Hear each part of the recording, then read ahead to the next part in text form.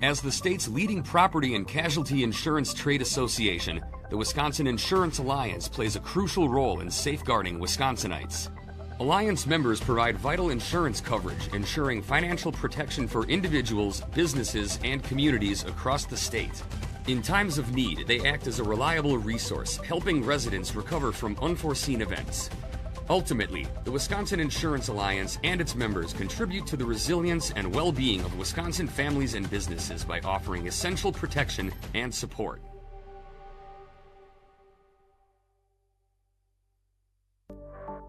WisI video of the WisPolitics Madison Luncheon series at the Madison Club is made possible with sponsorship support from the Wisconsin Insurance Alliance. Okay, hi there everybody. Hello there, everybody. I'm Jeff Mayers from WisPolitics.com here for the...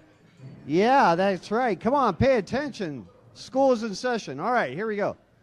Anyway, I'm Jeff Mayers from WisPolitics.com. Thank you very much for attending our August 6th luncheon at the Madison Club, part of our series, our regular series, and I have to thank our sponsors with whom we could not do these great programs. Walmart, ARP Wisconsin, Anthem Blue Cross Blue Shield, Hush Blackwell Strategies, American Family Insurance, and Xcel Energy. Now, this is where you applaud wildly for the sponsors. Yeah. Okay, today we're doing something a little different. I don't usually do poll presentations except at our polling summit on October 15th this year. But you know, this is a worthy thing. We've been part of highlighting what's going on in the discussion surrounding election administration. We had a program earlier this year in Milwaukee we were part of, in which Megan Wolf, the Wisconsin Election Commission administrator, was there along with the Milwaukee County administrator. So a lot of this, I think, is something that, as I said in some of these past programs, that something we would have not done in the past. I didn't think that people needed to know this stuff, but it's obviously of concern to a lot of people. And if we can help educate our audiences, then that is good. And so Rick Wiley, who many of you know, approached me about the work of the Democracy Defense Project and the availability of unveiling some of the polling that is Wisconsin specific, and then chatting with some of its very learned and experienced principals, and we'll get to them later. And so I think you're going to find this very interesting and enlightening, and we'll have a question and answer period at the end for audience members. So please be patient with your questions. But to start us off, I'm going to introduce Dave Sackett. Dave is with the Tarrance Group. I think many of you know who the Tarrance Group is. They've done polling in Wisconsin for many years, going back to the Tommy Thompson era. And so I welcome Dave Sackett, who's going to give us a rundown of the Wisconsin election results. Here's Dave.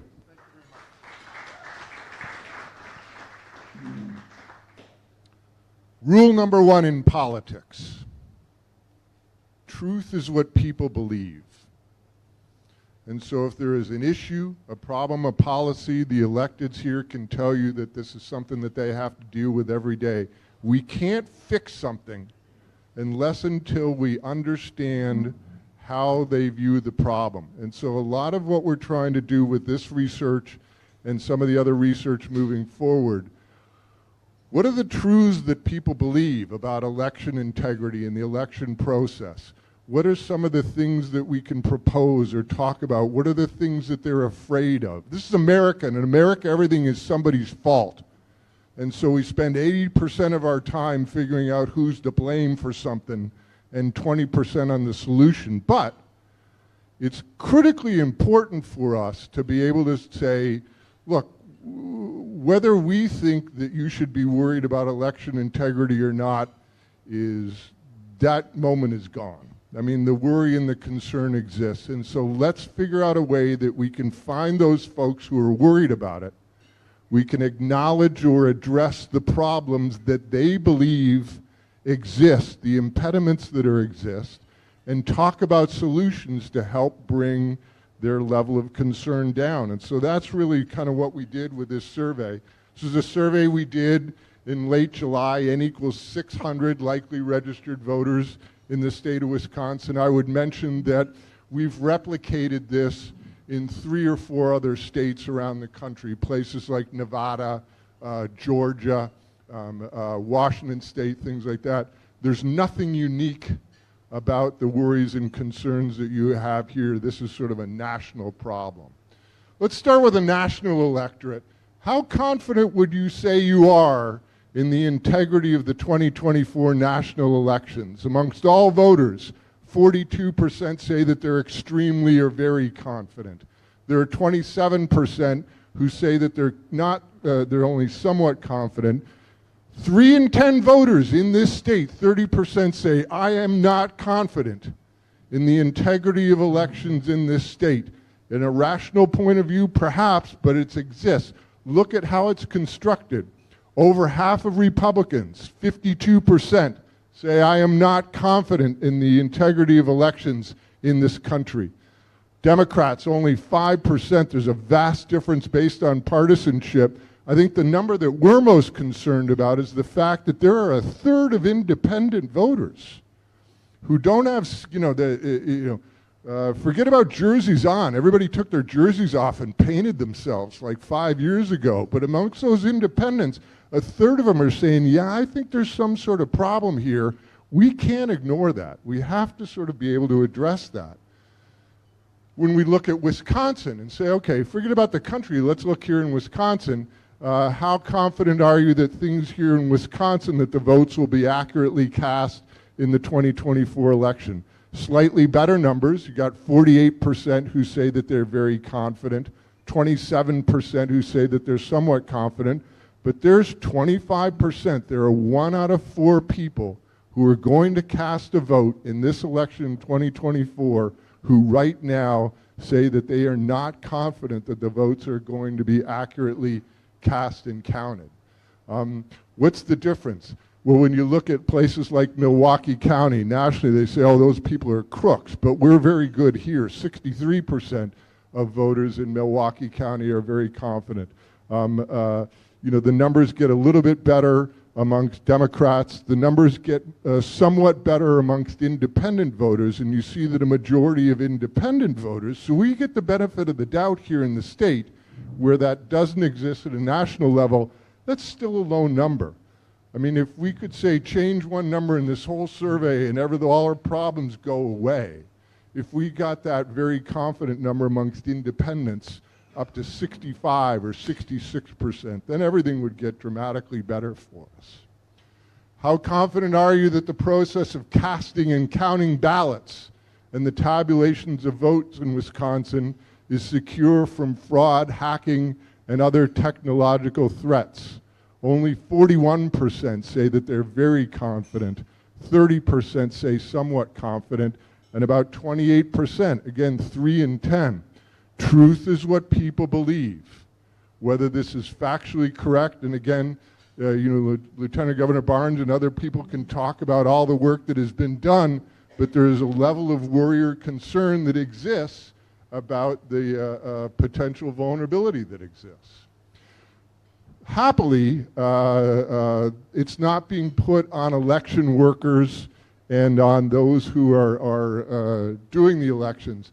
Some people say that election workers and officials are important volunteers in our community who count votes fairly and need to be able to do their jobs without interference. 60% say, yeah, that's right, that's correct, I believe that to be the case. Election workers and officials are more partisan than they would have you believe, and they need to be monitored so that they don't try and influence elections for candidates of their choice. 35% agree with that point of view. Again, we're seeing a pattern. There exists somewhere between 31 and 35% of this electorate that is fundamentally convinced that somehow there's a bunch of shenanigans going on. Where does that come from? Well, look at the difference between those who are voted for President Trump. 61% of those folks think that there was partisan influence, only 9% amongst Biden voters. If you have no confidence at all in the process in Wisconsin, 69% of you think that they're partisan.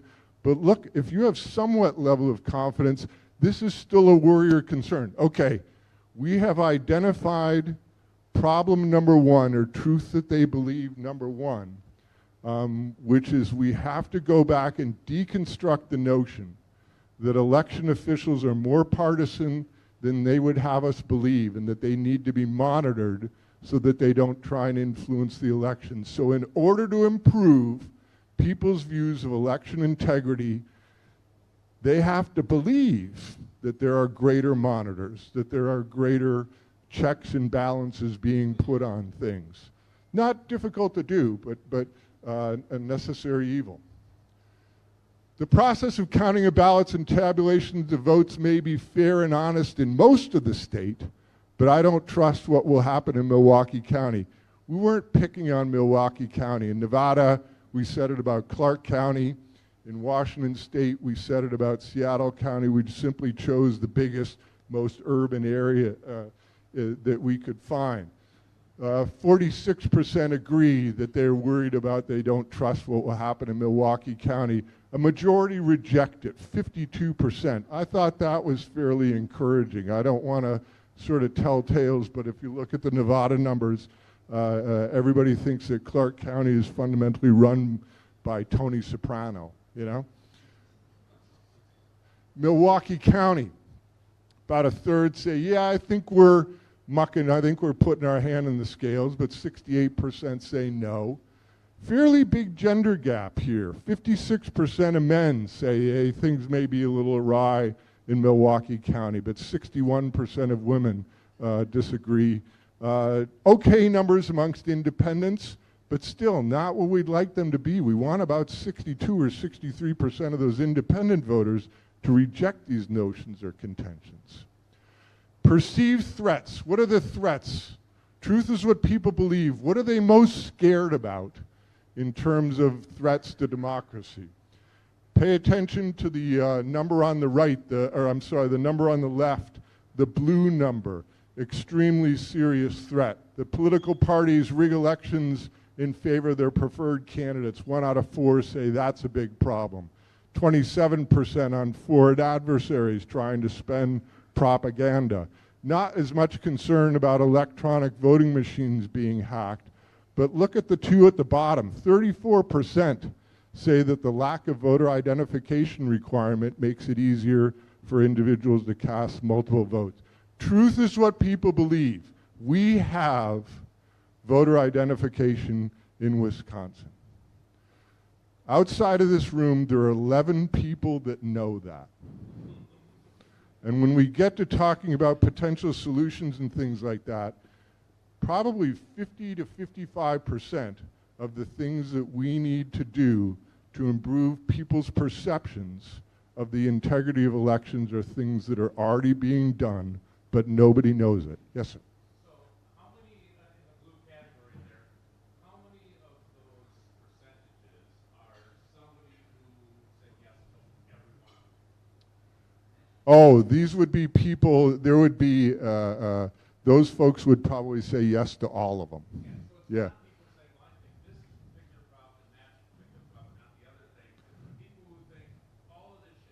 Well, all of this shit happens, except that you look at the intensity and you can't sort of avoid the things that, what are their, you know, okay, are you most worried about your proctology exam, your mother-in-law moving into your house, or your children stealing your retirement funds? Well, I'm worried about all of those, but I'm really worried about my mother-in-law, man, you know? And so, again, we're trying to alleviate fears and worries and concerns, and recognizing that one of the first hurdles we have to get over is the idea and notion that some sort of voter ID is not already in place.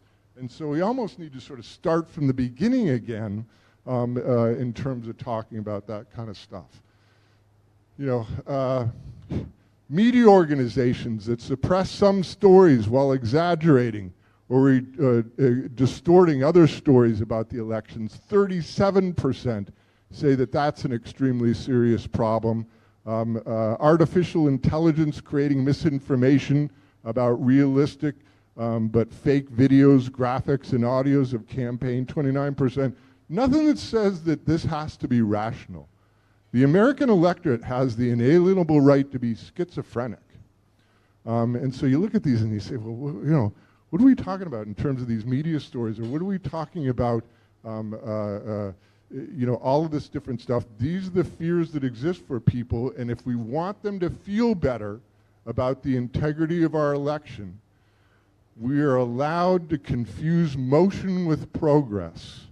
But if we do not address these fears, or they do not believe we're addressing these fears, then they're not going to have the level of comfort that one might hope. So when you look at, say, okay, those are the fears that exist, what are some of the things that we could do to increase confidence? And again, going back to your point, when we look at these, probably half of them are things that are already done here. There are things that are done in all of these states. Nobody knows that. I mean, if you're not an election worker, if you're not an elected official, if you're not county registrar, you don't know that these things exist. And so this is all going to be new information. And opposed to going back to people and say, look, you're an idiot, stop worrying, we've already done this stuff. Let's present this all as part of a new, fresh package and say, we're worried about election integrity too, and we're going to take all of these steps together to help improvement. And whether it's something that's already being done or not doesn't really matter, because this whole new package for these folks. Requiring voter ID to make sure American citizens can cast one and only ballot, 82% favor that. Having paper backups to check against voting machines as a way to double check the results, 80% are in favor of that. Allowing bipartisan oversight of all election results, 81% favor that.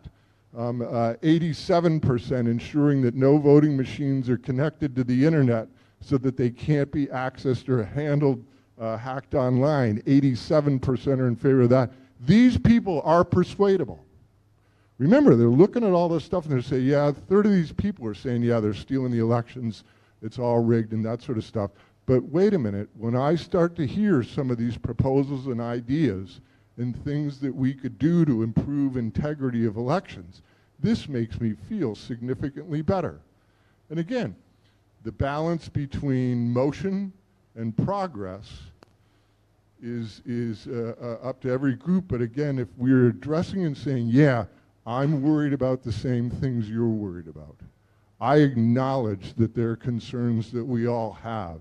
Let's figure out what are the things that we can do. Let's take some steps together to improve the integrity of these elections. We're going to be able to make a lot of this sort of worry or concern go away. So again, go back and say, what were the big threats? The big threats were media organizations that suppress, exaggerate, and distort. I'm not sure that there's much, if anything, that we can do about that. AI creating misinformation about U.S. leaders and candidates. 61% say that that's very serious. Foreign adversaries spreading propaganda. The top threats have nothing to do with the behavior of Wisconsinites. It has nothing to do with the behavior of Wisconsin election officials. It is all elements outside of the control of the election process that the things our people are most afraid of. And again, we're not going to create a policy that says, okay, no media organizations can write about politics anymore. But in some way, we do have to acknowledge the potential that that threat exists. And as you look at our reform package, part of what we're trying to do is minimize or stop that from occurring. Requiring state officials to use multi-state databases. Every state does this already. Virtually every state in the country already does this. Nobody knows it. Like, the people that are doing it probably don't know it.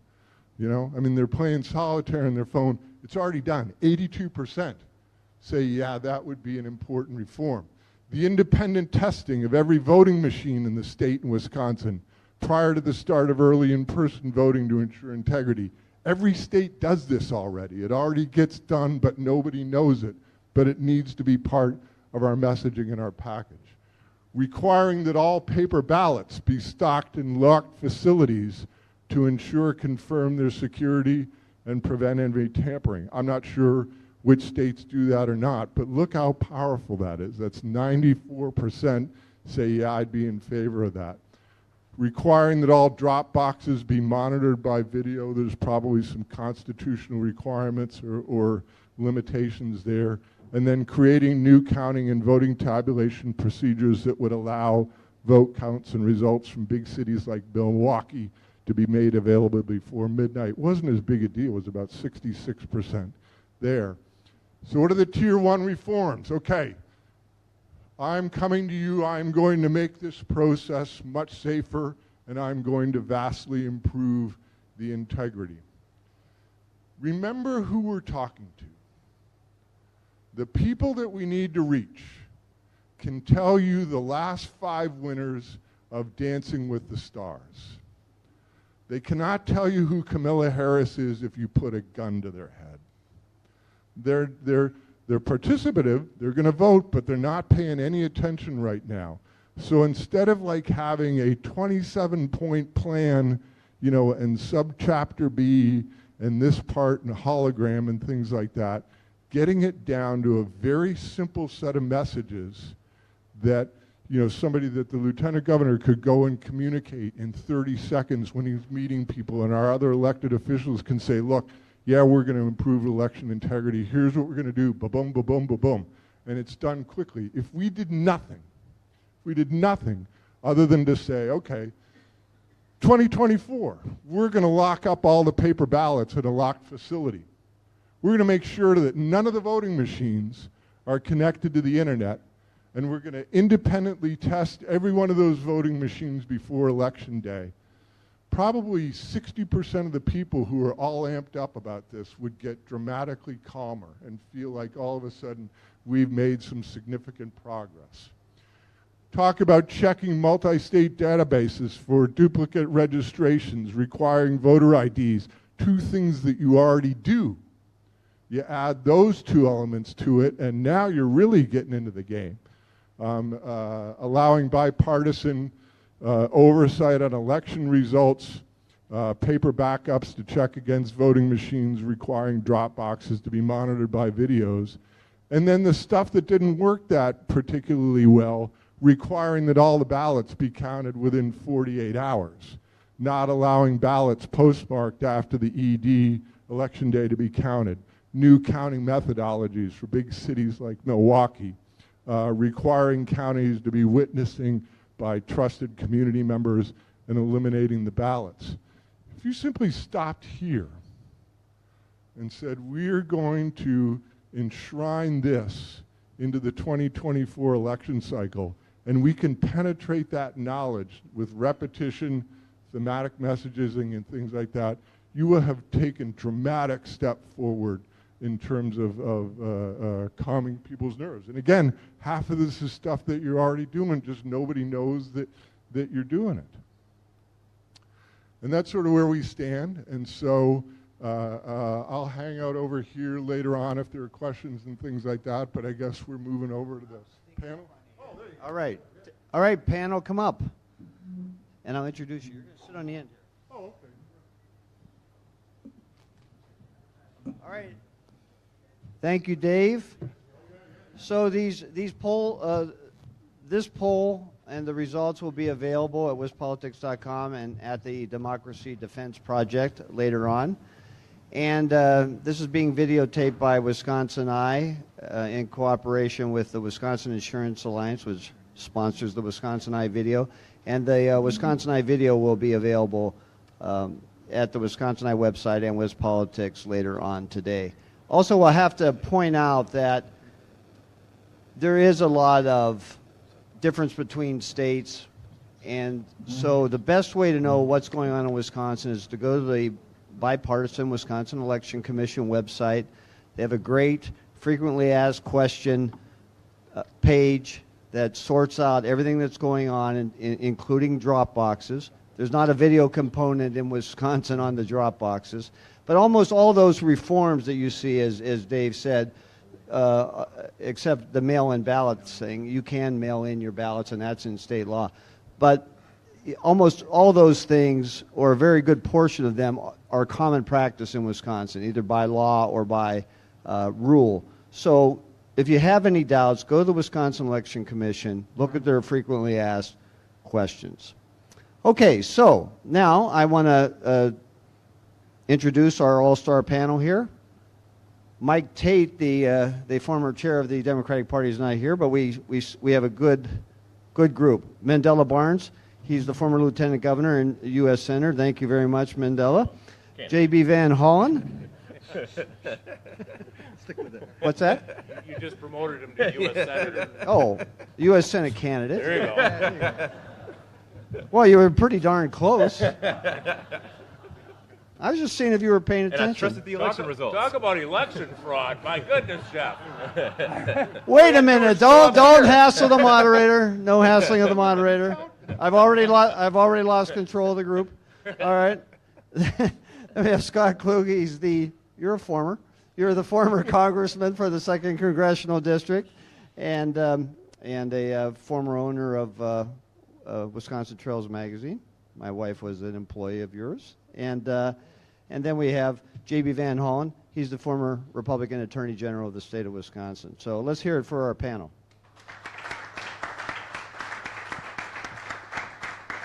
All right, let's just go down the list. Let's start with Mandela Barnes. Mandela, why did you get involved with this group? Bipartisan groups are harder and harder to form and organize and roll out. Why did you get involved, and what do you hope to achieve here? Yeah, so bipartisan groups are certainly a little bit more difficult to get off the ground these days, but democracy is an important issue to me. The right to vote itself, even if I'm addressing that from a partisan lens, the fact that as much work as I put in to try to get people to turn out to vote, even at this stage in my life, still making sure that folks know voting is important, whether I'm showing up to community centers, showing up to churches, showing up wherever. It doesn't matter if I tell somebody that they need to show up to vote and their vote matters if there are folks out there who are going to continue to say that ballots aren't being counted properly or call election results into question. So it minimizes not just the work that I do, but the work of so many amazing organizers all across the state. And folks are doing that on both sides of the aisle, doing the organizing work. But speaking from my point of view, it feels as if it's harder and harder to convince people to show up, whether it's the fact that prices are getting high and life is a little bit more difficult and challenging for people. There are these other hurdles that exist. But then when folks, especially the ones who are in elected office or people who have races that they have lost, all of a sudden start saying that, well, these results, they must be wrong because I'm the most perfect candidate in the world. There's no possible way that I lost this race.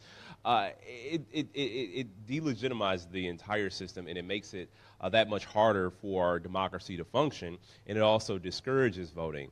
And sometimes I do think that's part of a larger and nefarious goal, is to discourage voting. And I want to be a part of any effort, regardless of who it's with, to promote democracy, and I'm glad that I am on an island on this panel, but I am very happy to be with them because we're talking about the very important issue of election integrity, and we're going to talk about this in as many places with each other, singing from the same hymnal as possible. Okay, Scott Klug, why are you involved in this? Because Mandela asked me. No, I think it's interesting if you look back over the last 25 years, people forgot how much of the same consternation existed during the Bush-Gore recount. I mean, it was the same sense of anxiety, the sense that had been wired in one direction or the other. And a number of people actually at that point came together and passed a number of bipartisan reform proposals and sent tens of millions of dollars out to the states to fix the problem. And it's interesting because sometimes the solutions become the problem. And I'll give you a perfect example. One of the recommendations of that group, now largely adopted all over the country, were to put cameras in counting centers. But here's the problem. There's no play-by-play, right? So you're watching this. Mandela takes one box and puts it over there, and JB opens up this envelope and reads and throws something away. And now people are using this like the Zapruder film as evidence of a vast conspiracy. I mean, they're fixing it where it goes in. So as we go forward, I think we need to examine a lot of the ideas we outlined here. But part of it is, you know, as we all candidly admit, most voters are like many people who are casual fans of the NFL, right? They know it exists. They don't pay attention when training camp's going on. They really don't know who the team drafted. They're really not sure when they're going to play coming up. And they begin to focus after Labor Day. And the important thing, I think, is to deliver this message over the next 2 months to try to turn this around. And I think not only pass stuff in the Wisconsin legislature, which I think could help solve some of the problems we've seen in front of us today, but make sure the public is aware and understands it. And it's the casual voters who I think have a lot of the concerns we see up on the screen. I think the people in the room probably already understand 99% of what's in place. Right. Just to point out, one of the proposals that did not get through the legislature and to the governor's desk was to make it easier to count, easier and faster counting of the absentee ballots in Milwaukee. So that did not get through. Okay, J.B. Van Hollen, welcome. Tell me why you're involved in this group. Well, first I got to state that I don't think Mandela told the full truth.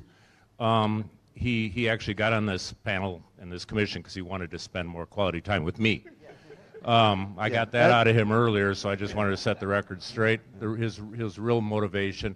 Mine is, it's actually quite simple, and I won't get in depth into anything that was really in the presentation, other than the fact that members of both parties who didn't win elections, you can go with Donald Trump, you can go with Hillary Clinton, scream voter fraud. Whether there's voter fraud or not, and what category it's in, there's one category where I don't believe much of any voter fraud exists at all, and that's losing legally cast ballots. If you vote, your vote's going to count. I can almost guarantee you if your vote's going to count. And with people of both political parties and the media screaming election fraud issues, too many people who, as you've seen from the polling, have concerns about voter fraud are going to say, why am I even voting then? The elections are rigged. I'm wasting my time. I'm not going to spend the hour, the 5 minutes, the 10 minutes to go vote. And I think it's really important for us to get the message to the general public that no matter what you may believe, no matter what concerns you may have, your vote counts. And the surest way to make sure that your candidate gets elected in a rigged or unrigged election, a fraudulent or non-fraudulent election, is to vote for that candidate and make sure your vote gets counted. The best way to do that, because of course everything seems to be partisan nowadays, is for me to be able to go on TV with Lieutenant Governor Barnes and both of us say the exact same thing. Because that bipartisanship doesn't exist in almost any category in this country anymore. And when we can speak with one voice about the most important topic that we have in this country and actually encourage people to vote and forget about all those other concerns, I think that that's a great success. And that's why I've agreed to do this. Okay, where did this skepticism come from? Because when I first started off reporting, nobody questioned very few people questioned the results. So what happened? Well, I try it different. I like variety. I'll try a different microphone. Maybe this one's more intelligent. I really think it came with, well, the skepticism has existed for a long time. I mean, voter fraud was claimed during the days of our founding fathers. I mean, Jefferson and Madison and those guys were all complaining about it then too. So the skepticism did exist. I don't think it was publicized. I think, much like Congressman Klug said, I think Bush Gore really publicized the issues of whether elections were legitimate or not, where fraud can occur, who really won the elections.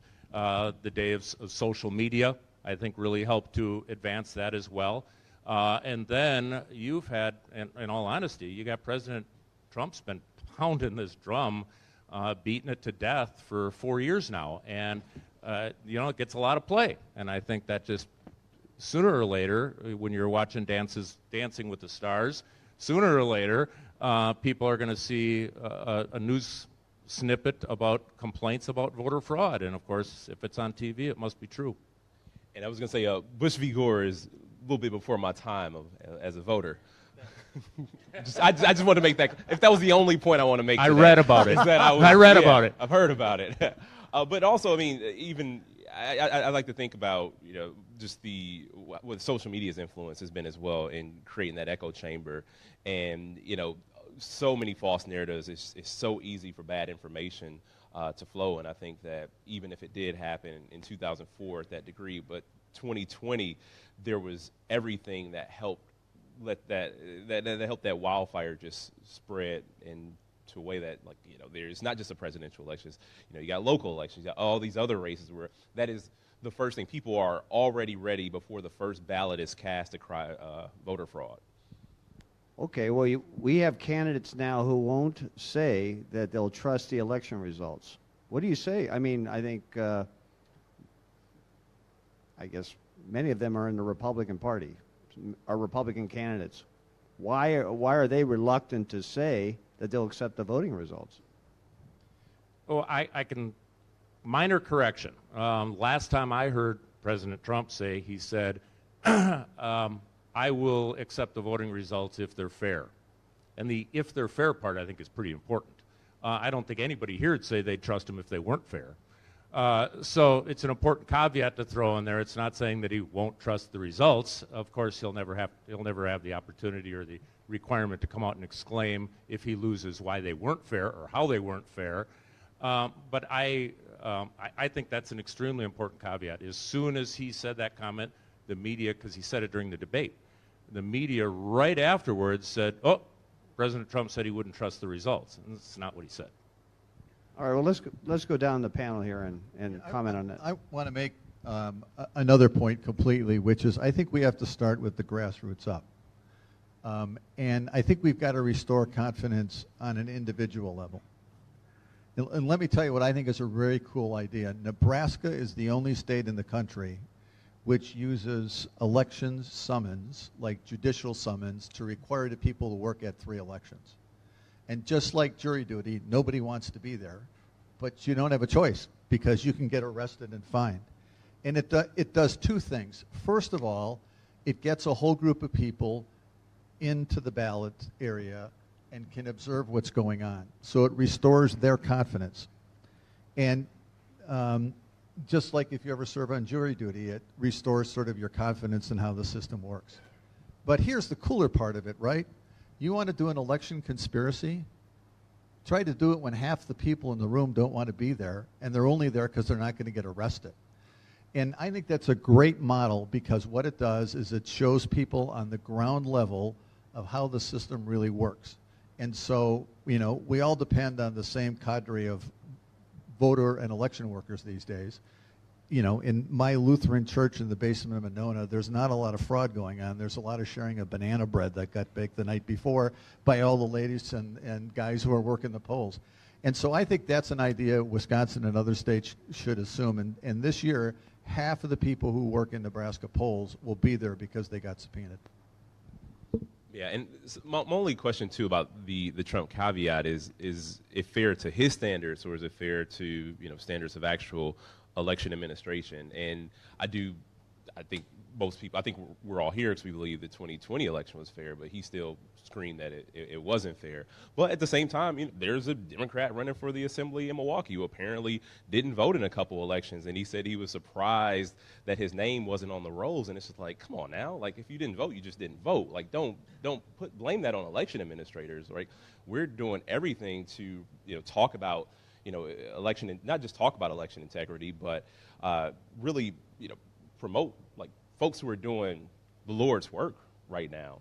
And it just feels sort of disingenuous to call their work into question because your name isn't on the voter rolls, because you may have just forgotten to vote. If you forgot to vote, just say you forgot to vote. So it all comes back to honesty, whether you're a candidate or whether you're in elected office. And I think that there's so much more that we should be doing to hold people accountable who are not honest, whether they're office seekers or office holders. Okay, let me as elected elders on this stage, I think we got a role to play. Okay, let's go to Dave.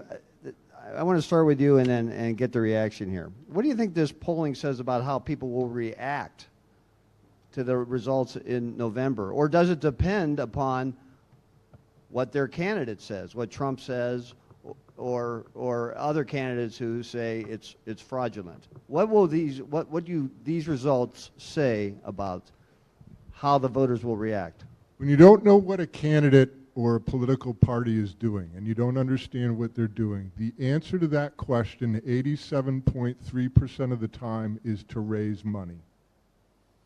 And with online fundraising and things like that, it is every time a Republican candidate for Congress or the U.S. Senate goes and says the elections are unfair, we're all getting ripped off and things like that, they can bone in another $6,000, $7,000 in small dollar donations, whether they believe it or not, things like that. Look, here's the problem.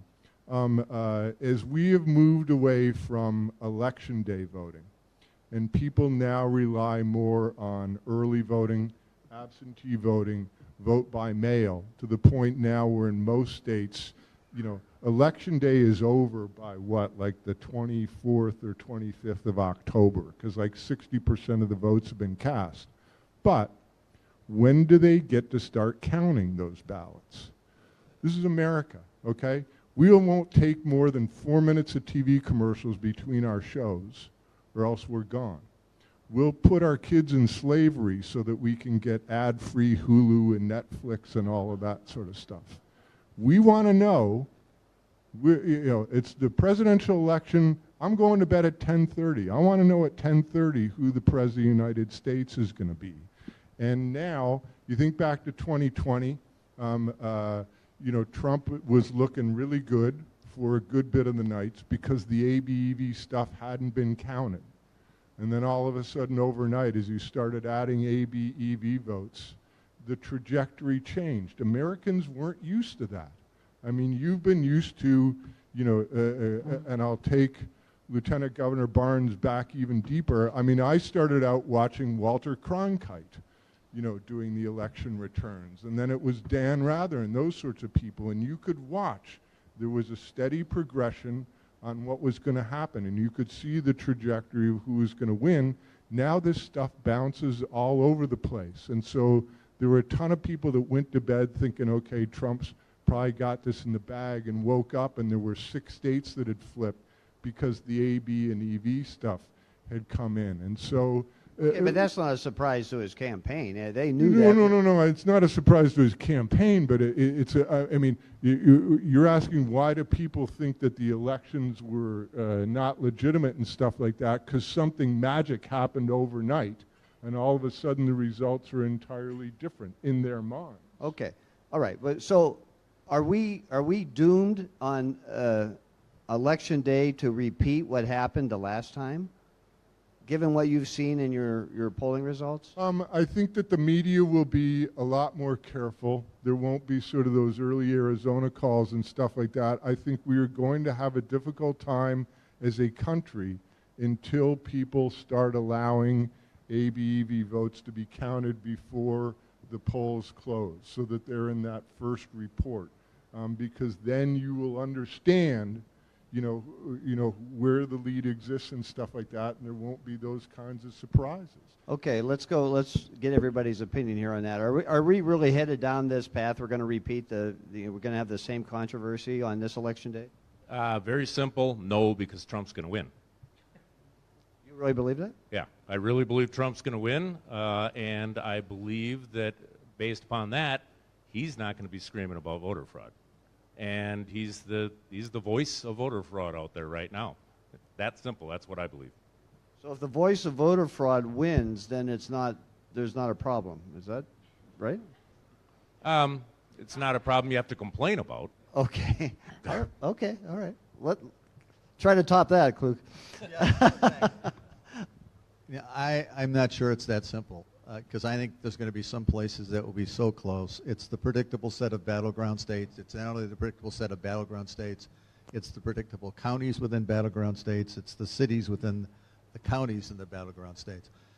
I think it's going to be perilously close, and I'm one of those double hater voters. So I'm not really sure which way I'm going as it stands, and I think there's a big chunk of independent voters in the country who aren't sure that's going to stand. That was the number I was most intrigued by. So Say it.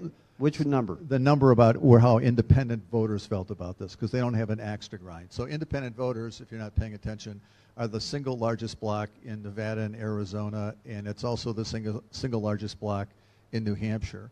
In New Hampshire, they have a fancy name for them. They're unaffiliated. Those were Nikki Haley voters in the New Hampshire primary.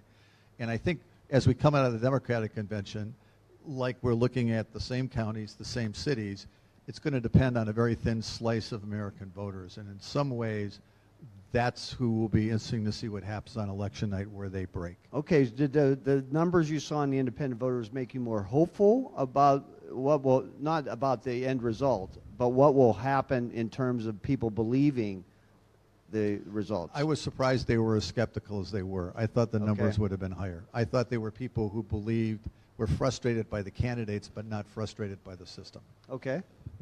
Yeah, I mean, I don't think we have to be doomed to repeat this cycle. And I know I mentioned, folks who are either running for office, people at the top of the ticket, people in high level of office. I think also local leaders have to be bold enough to stand up, especially where those elections are administered. Those county level officials need to be unafraid. And that's the tough part, because as has been the case since 2016, Republican elected officials or candidates who dared go against Donald Trump did so at the expense of their own political career. So you're going to have to, for a lot of people, they're going to have to answer that question. What's more important, democracy or my own political career? And I'm not going to sit here and act like that is an easy question for some people, because, people work incredibly hard, but I know that there's not a single elected official, a single political figure that could ever get me to compromise my integrity. And I just hope that that is the case for, is a critical mass of others that we would need in this country to prevent that from happening again. Well, you look what happened. I mean, Mike Pence, I guess he's the most prominent example of somebody who, went out there and tested his case before primary voters, and he was rejected. Okay, before we get to the audience questions, I mean, so much has happened. This was not a horse race poll, but, this is a topic in the elections. So I have to ask what the state of the race is. Just, we have the vice president picked a running mate this morning, Tim Walz, the governor of Minnesota. We've had a switch at the top of the Democratic Party. There was an assassination attempt. There's, the list goes on. It's been, I don't know what, you were in the field July, 24th? Yeah, that's ancient history. That's ancient history now. But, what? Just tell me what you think the state of the race is. Let's go ahead. Start with you. It's gone back to toss-up. Anybody who's a political junkie, do you know what RCP is? Real Clear Politics? Okay, it is everybody's addiction, and you all ought to go download. It's called Real Clear Politics, and it has polling averages. Anybody can do a poll says Donald Trump is winning New York City by 28 points, and another poll that says that Vice President Harris is winning Naples, Florida by 37 points. And you're like, nonsense.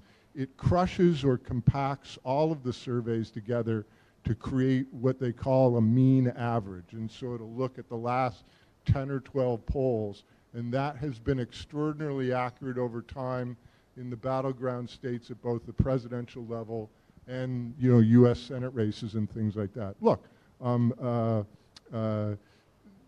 the gap that existed while President Biden was still in had very little to do with President Trump overperforming. The number he was getting in the polls was essentially the ballot strength that he got in 2020. All of the gap came from the fact that President Biden was underperforming his 2020 numbers by 7, 8 points. There was a bleed off of about 11% of registered Democrats who had sort of switched over. We were winning amongst independent voters by, 15, 20 points. You come in with Vice President Harris. she doesn't have the same intensity to her negatives. And so the independents have backed off and really turned back into independents, and they're going to take a new look at this race. And then the other thing was, somebody had mentioned the double haters. What's the percentage of the electorate that has an unfavorable impression of both candidates? The day before President Biden got out, in every one of the target states, that was 16 to 19% of the electorate, which meant that third-party candidates, Libertarian, Green, West, were all going to pull huge numbers. I mean, that's how President Trump won. He wins Wisconsin and Michigan by 20,000 votes in 2016 when both candidates had a negative over 50%, and then loses it by 20,000 votes. So, I mean, the one thing we do know is that Robert F. Kennedy is now, sort of a has-been. He's not going to have any impact and things like that. But it really is a fair fight. Look, everybody knew that Vice President Harris was going to get a bump. She's gotten a right and proper bump. We'll see if it lasts. I mean, she now has to rag the puck for the next 10 or 11 weeks, and we don't know what occurs there, but it is going to be, I think, an extremely competitive race. All right, Mandela, why don't you take a swing at this? What's the state of the race right now? I'd toss up that. I have no disagreement there. There's certainly a different energy. And I have been quoted as saying as much about having to sort of feign excitement. But now it's real. It's actual excitement. And excitement. I have so much appreciation for President Biden. I truly do. Have gotten a chance to know him, but it was tough. It was really tough. Getting people energized, getting people mobilized. But then even that first Vice President Harris event that was in West Dallas, the energy was completely different. People's facial expressions were so much different. It feels like a weight had been lifted, off of the shoulders. And, some circumstances are beyond control of any individual, right? Like, I totally understand that. But people were looking for something fresh, and I feel that people got it, and people are responding in kind. It will be a much different race than it would have been. That doesn't mean it's going to be some easy sailing between now and November, because it certainly won't. In many ways, it might be more difficult, more challenging. However, the organizing work is already easier. The volunteer shifts that have been filled, the people who have been reaching out to me who didn't even reach out to me about my race. And, this is happening, and I've ignored those messages because, don't call me now. Find your own way. But the folks, who typically, didn't seem like they wanted to get engaged in this cycle, or didn't seem like they were going to. I have a lot of calls that had been returned when I was raising money for a different operation, and people all of a sudden saying, okay, all right, this is worth investing in. So it feels better, whether, I disagree with the Attorney General here. I don't think that Trump will win, but how close it'll be, that's the real question. I think it'll be incredibly close. Okay. Scott? I'm puzzled by the vice presidential picks. No, I'm serious. They were strange choices in my mind. So strategically, if you look at a place that Trump can win the race is the shift in Hispanic voters in the country. They're moving more Republican because they're more conservative on social issues. They're Catholics, they're evangelicals, they have big families. A lot of the sort of trendy, lefty, woke stuff does not play with them. So Rubio seemed like a natural pick for me because it was a gesture to the Hispanic community. And look, I understand Puerto Ricans vote differently than Venezuelans do, who vote differently than Cubans do, who vote differently than it's the Hispanic crowd is not monolithic. But I do think that that was a mistake. And from a governing perspective, I think Rubio would have been a better choice because he's been on the Foreign Policy Committee for years. And let me just say that I find President Trump's admiration for people, including the Venezuelan dictator, a little bit hard to understand. I don't understand what Tim Walz gets you. I think it's doubling down on the Midwest. I think Kelly would have been a better pick. You put Nevada and Arizona in play. You know, from an advertising perspective, I like the billboard that says astronaut, jet pilot. You know, I think that plays much better. I also think that it's very difficult for the Democrats to win unless they win Pennsylvania. And so this, I think, you know, Shapiro would have been a more logical choice there. I'm not sure what Waltz gets you. His politics when he was in Congress were much more centrist and moderate than her California politics have been. So I'm not sure how they match up ideologically. And then, really, you're going to win Wisconsin with a guy on the ticket who's a Vikings fan? I don't think so. Okay, JB? Yeah, I too was puzzled by both vice presidential picks. You know, Vice President Harris is a former colleague of mine. She was AG in California when I was AG in Wisconsin. She could have picked Shapiro. She could have picked Beshear. She could have picked Cooper, all of whom were colleagues of mine as well, and she'd have been a shoo-in with two former AGs, I think. But no, I think that, you know, with regards to the election and how it's going to play out going forward, I think she basically had, she has three opportunities from what I see. One was VP pick. I don't think there's a bump out of this pick. The DNC is another one. We'll see what happens there. And then there is, what are we going to see? She's been a ghost. I mean, she has never had this stage. Is she going to be impressive or isn't she? And I think the jury's really out. We're going to learn an awful lot in the next few weeks when she actually has a stage and we see how she performs on it. Okay, well, we had to have political punditry. Okay, now we're going to have questions from the audience. Senator Coles? Thank you very much, gentlemen, for what you're doing. I think it's very important.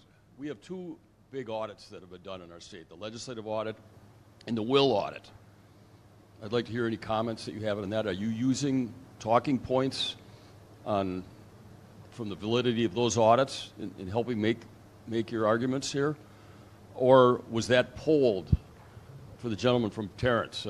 Several questions. Because I feel that those were legitimate pieces of information that should convince almost anybody that would pore through the minutia of those audits. I'll go first because I'm going to be real quick. I am not, because I am not in this position getting into voter fraud issues or legitimacy of elections issues, quite frankly.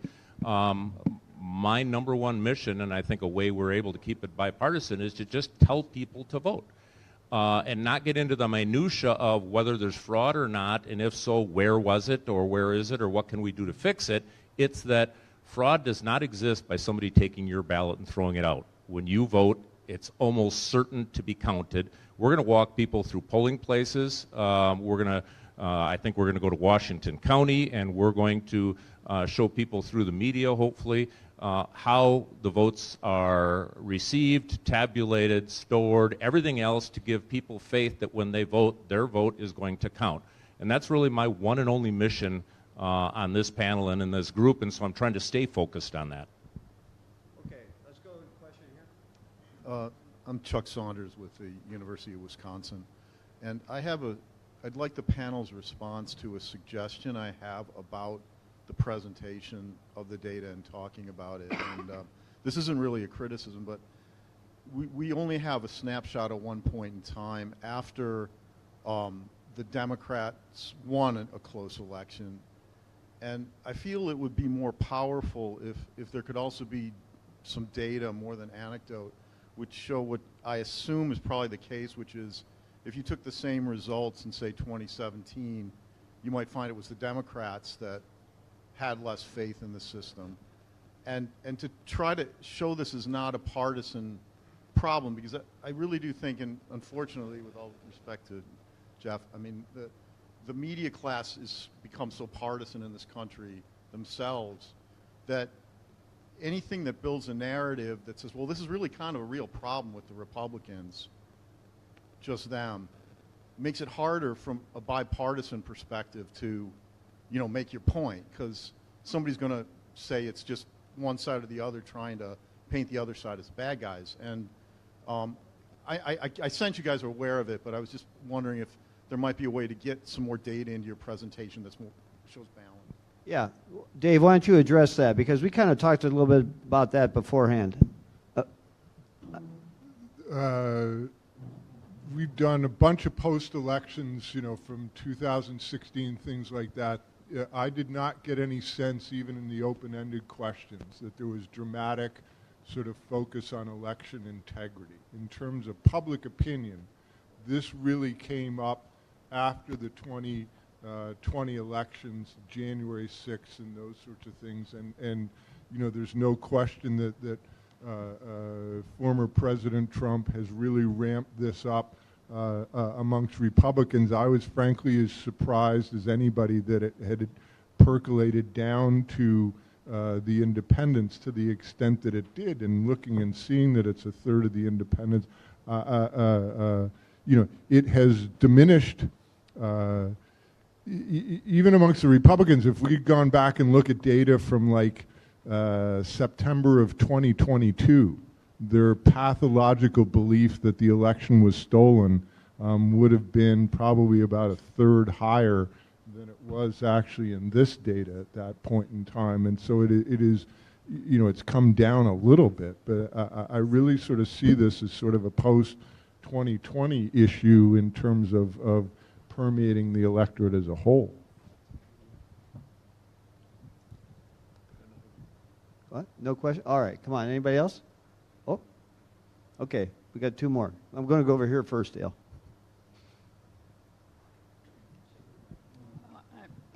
Susan Fox. I'm just a voter at this point, but I am an election inspector, and I did appreciate the presentation because you're right, we do all of that stuff already in Wisconsin. And I do like the fact that we have more observers now, because I think that helps, because they see us do it, and we make it a point to call them over if we're having to remake a ballot, for example, so they can see that two people do it. There's no way, you know, everything is. But my comment was going to be related to the last question and the point that was made before. When you have a presidential candidate and his campaign and many other candidates in the Republican Party consistently on the national stage answering that question about will you accept the results, and that caveat, I'm sorry, when you say, well, if the results are fair, the implication is they might not be. So you're continually pushing that narrative that the elections are generally not fair. So yeah, if it's fair, I'll take it. And so I guess I was thinking of that question when I was watching, you know, hearing about your presentation, is how do you combat that? Maybe on a one-on-one basis you can, but with when you've got that constant onslaught of the election is rigged. I think Trump said it 2 days they're used ago. to hearing that stuff, okay? Well, yeah. The single biggest disservice that you folks can do to yourselves is to walk out this door and say, well, we're already doing that. Because you are the only ones that know that you are already doing that. And if we have any hope of getting the broader electorate to understand or believe that the 2024 elections in Wisconsin are going to be fair in terms of ballots cast and ballots counted, we're going to have to present to them a slightly better thought out version of New Coke. And just because we've already done it, you know, this is going to be new information for all these people, and so this is our, you know, this is sort of our Manhattan Project on election integrity. And whether we've done it before, whether we're currently doing it, doesn't matter. I mean, this is our list of these 5 things that we're going to do because we've heard you and we know you're all worried about it. So we're going to do these 5 things. And there are like 11 people that are come back and say you've already done it, but there are 93 people who are going to say, by God, they're finally listening to me and they're finally doing something. Okay, question. You know, they took New Coke off the market. This is your polling. Rounding 104%. Rounding up. Okay. Ruth Wattenberg. So you all answered this a little bit before, but more in terms of the national, I think, than in the state. The question really is, it's election day or the day after election day. It's been a close election. Do you think there are going to be big claims of fraud here, given the state of election administration and the state of politics here? Well, the problem is there's going to be uncertainty. We probably won't have final results for Pennsylvania until 48 hours after the election, because there are so many ABEVs, and they're not going to be able to start counting them. Huh? Oh, well, I don't have direct experience. Good panel. I mean, do you worry that there's going to be violence? Do you worry that things are going to be so close in Wisconsin that we have to worry about that? Or I think that depends on the rhetoric. From the losing side, there's one. The former president is the only person who's taken it that far. Regardless of how frustrated we may be with close elections that we didn't come out on top, like it just never rose to the point that the former president took it. So if there are people who are going to keep him in check, if he loses Wisconsin by a very narrow margin, then there won't be. But if folks are just all on board with whatever he says to protect their own political interests, then I don't want it to get to that point, but that could be a reality, not just in Wisconsin, but anywhere. And so the more work we do now on the front end, the more we talk about what is already happening in terms of election administration, the more voter education that's out there. I think this is a piece of voter education, knowing what guardrails are in place to ensure free and fair and safe elections. I think, that helps, insulate us from a lot of the worst. Well, actually, you started by answering my question. And again, Susan and I have both been on school boards. We're focused on trying to get the students within particularly this state and our community right now educated without much funding.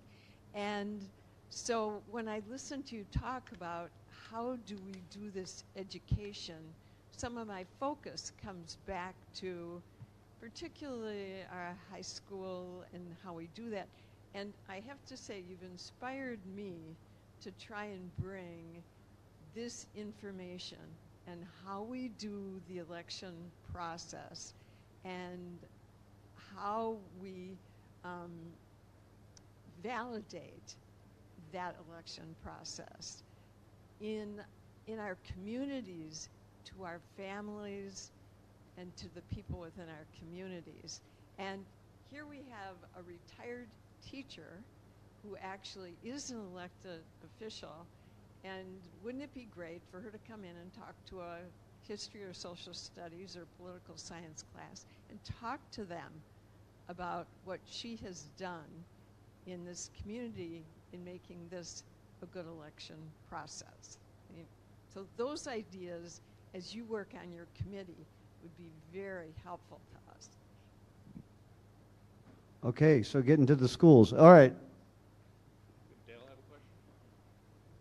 Dale's going to have the last question. Right after Janet. Hi there, Janet Perino. Thank you for coming. First, I want to say thank you because I think a bipartisan group is so important, and I particularly want to thank Mr. Van Hollen and Mr. Klug because you're from the party who is more split on this issue, I think, than Democrats. And now I'm going to be the skunk at the garden party because I'm going to bring partisanship into something that is very lovely, bipartisan. But there's, I think, one group that is missing from this coalition, and that is currently elected Republicans. There are several groups out there that are right now forming about about voter fraud and building confidence. There's many currently elected Democrats, but not a single elected Republican. And it was, frankly, the Republicans in the legislature that stopped Wisconsin from changing its law so that we could start counting those absentee ballots in Milwaukee earlier. And so I feel like it's a much simpler but not easy solution to try to crack that wall and to bring some of the more moderate Republicans to help bring the message that in Wisconsin, I am a chief inspector, and I can tell you we do so many things. I have complete confidence. If we could get that message across that in Wisconsin, our hometown, I think it would help tremendously. Does anyone have any ideas how to do that? She's looking at you, JB. Okay.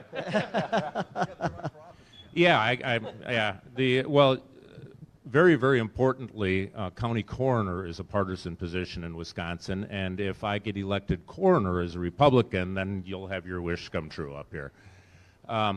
No, I think Lieutenant Governor Barnes hit the nail on the head when it comes to why we don't have elected officials, probably from, at least from the Republican side, is because even though I don't think my role here is anti-Trump at all, quite frankly, I think the people staying home are Republicans. And so I think I help my party's cause by doing this, and I'm not being anti-Trump by calling him out for, you know, the scream of the voter fraud. I think he's hurting himself.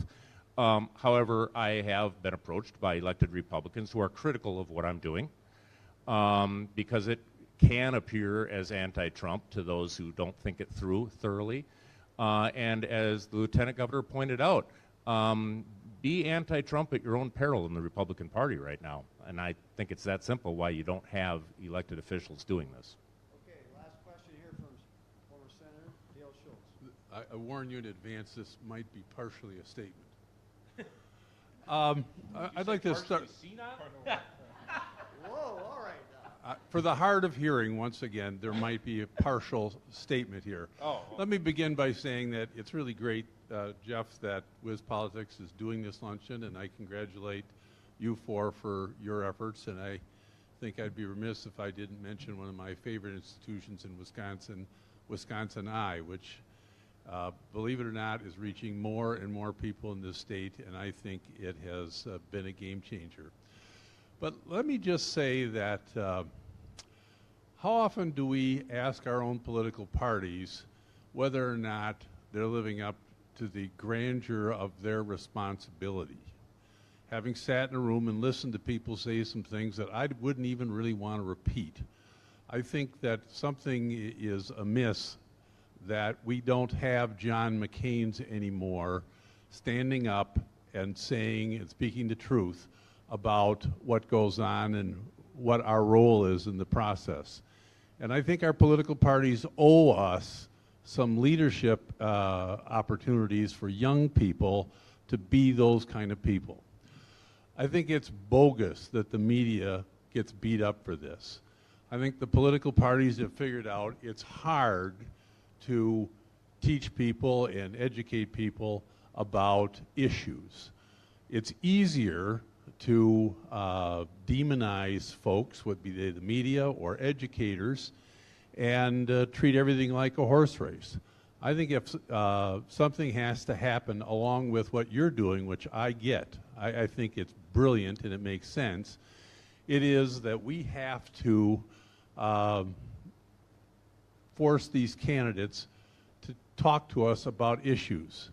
I don't think it would be a bad idea if they don't face each other in a debate at all, because what it turns into is a circus, and one side or another looks how they can game the system. Put them in a room and ask them questions, and keep asking them questions until they answer them. You can't hide from the issues because the people care about them, and I think Ms. Harris has yet to be tested on the issues. I'd like to hear her views. I'd like to hear any kind of an answer on policy from Donald Trump. I think if they are forced to answer those questions, the people are not dumb. In fact, I believe they're smart. We'll see an election that will amaze people. I don't know whether we're going to get a reaction here, but go ahead. Yeah, I was going to say we don't have Senator Schultz in office anymore either. You know, this is a big deal. I mean, it's like when you were one of the last in there who stood up, who said the right things, and they pushed you out. They tried.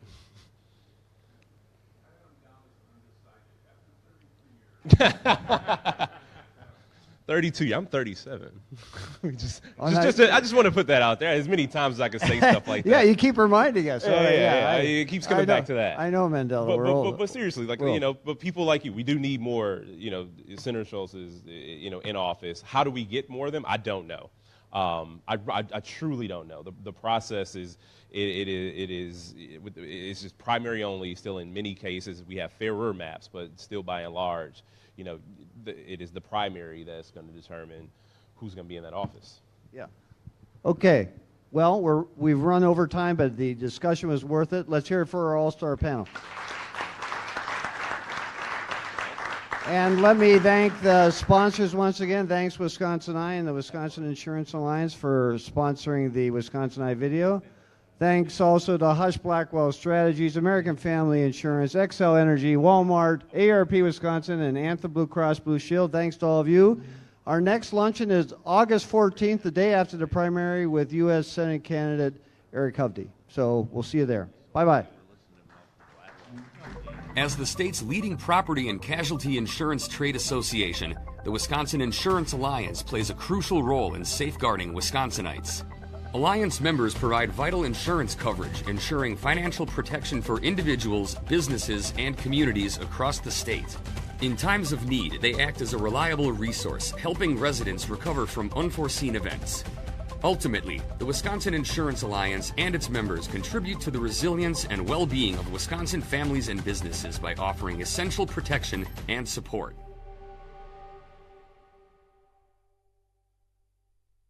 You have been watching a production of Wisconsin Eye, your unfiltered window into legislative deliberations and public policy programming, where our mission is to provide Wisconsinites an opportunity to access the legislative process and connect with conversations that inform our citizenry. Please consider supporting our mission, and thank you for watching. Wisconsin Eye, policy made public.